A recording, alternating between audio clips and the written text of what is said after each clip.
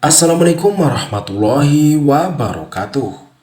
Kadangkala, untuk menunjukkan sesuatu kepada sang raja, Abu Nawas tidak bisa hanya sekedar melaporkannya secara lisan. Raja harus mengetahuinya dengan mata kepala sendiri bahwa masih banyak di antara rakyatnya yang hidup sengsara. Ada saja praktek jual beli budak. Dengan tekad yang amat bulat, Abu Nawas merencanakan menjual Baginda Raja. Karena menurut Abu Nawas, hanya Baginda Raja yang paling patut untuk dijualnya.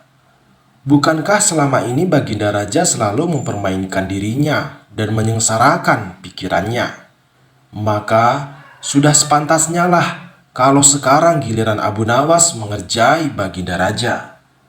Abu Nawas menghadap dan berkata kepada Baginda Raja Harun al-Rasyid, "Wahai Baginda, ada sesuatu yang amat menarik yang akan hamba sampaikan hanya kepada Paduka yang mulia." "Apa itu, wahai Abu Nawas?" tanya Baginda langsung tertarik. "Sesuatu yang hamba yakin belum pernah terlintas di dalam benak Paduka yang mulia," kata Abu Nawas. "Kalau begitu, cepatlah ajak aku ke sana untuk menyaksikannya," kata Baginda Raja tanpa rasa curiga sedikit pun.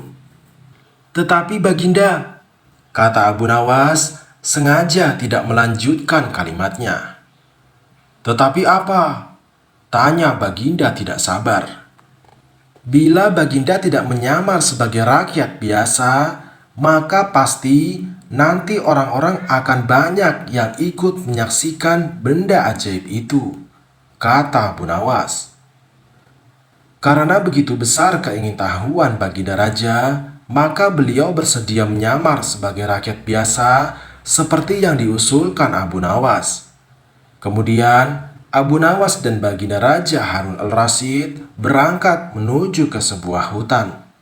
Setibanya di hutan, Abu Nawas mengajak Baginda Raja mendekati sebuah pohon yang rindang dan memohon Baginda Raja menunggu di situ saja.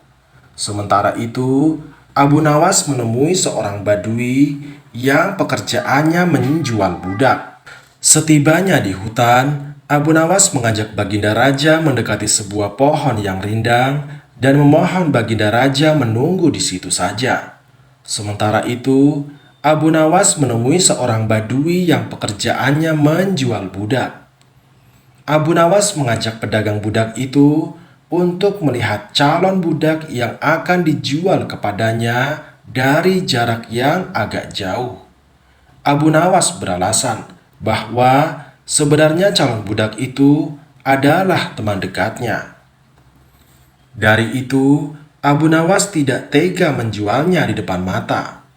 Setelah pedagang budak itu memperhatikan dari kejauhan, ia merasa cocok.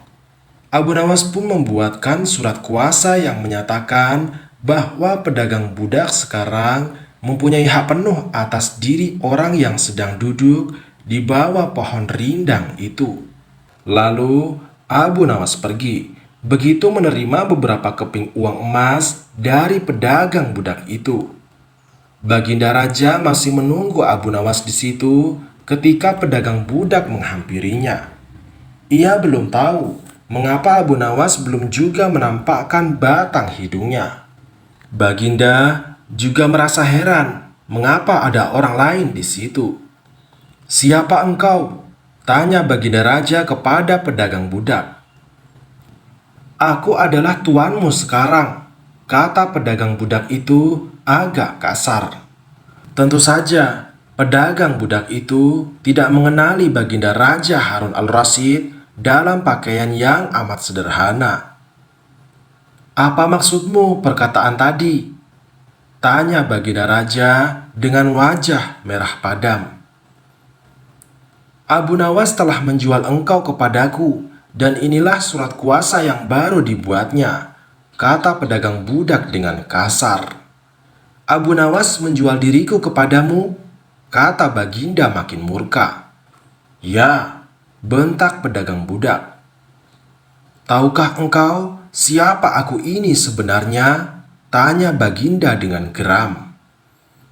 "Tidak, dan itu tidak perlu," kata pedagang budak seenaknya. Lalu ia menyeret budak barunya ke belakang rumah.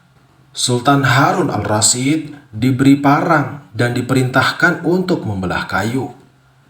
Begitu banyak tumpukan kayu di belakang rumah Badui itu, sehingga memandangnya saja Sultan Harun al-Rasyid sudah merasa ngeri, apalagi harus mengerjakannya.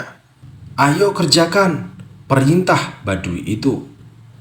Sultan Harun al-Rasyid mencoba memegang kayu dan mencoba membelahnya. Namun, si Badui itu melihat cara Sultan Harun al-Rasyid memegang parang merasa aneh. "Kau ini bagaimana? Bagian parang yang tumpul kau arahkan ke kayu. Sungguh bodoh sekali," sahut orang Badui itu. Sultan Harun al-Rasyid mencoba membalik parang hingga bagian yang tajam terarah ke kayu. Ia mencoba membelah, namun tetap saja pekerjaannya terasa aneh dan kaku bagi si Badui. "Oh, beginikah derita orang-orang miskin mencari sesuap nasi?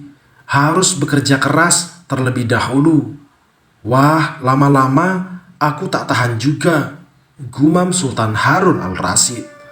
Si Badui menatap Sultan Harun al-Rasyid dengan pandangan heran dan lama-lama menjadi marah. Ia merasa rugi barusan membeli budak yang bodoh. "Hai Badui, cukup, semua ini aku tak tahan," sahut sang raja. "Kurang ajar, kau budakku harus patuh kepadaku," kata Badui itu sembari memukul Baginda. Tentu saja raja yang tak pernah disentuh orang, ia menjerit keras saat dipukul kayu. "Hai Badui, aku adalah rajamu, Sultan Harun al-Rasyid," kata Baginda sambil menunjukkan tanda kerajaannya. Pedagang budak itu kaget dan mulai mengenal Baginda Raja. Ia pun langsung menjatuhkan diri sembari menyembah Baginda Raja. Baginda Raja mengampuni pedagang budak itu karena ia memang tidak tahu. Tetapi kepada Abu Nawas, Baginda Raja amat murka dan gemas. Ingin rasanya beliau meremas-remas tubuh Abu Nawas seperti telur.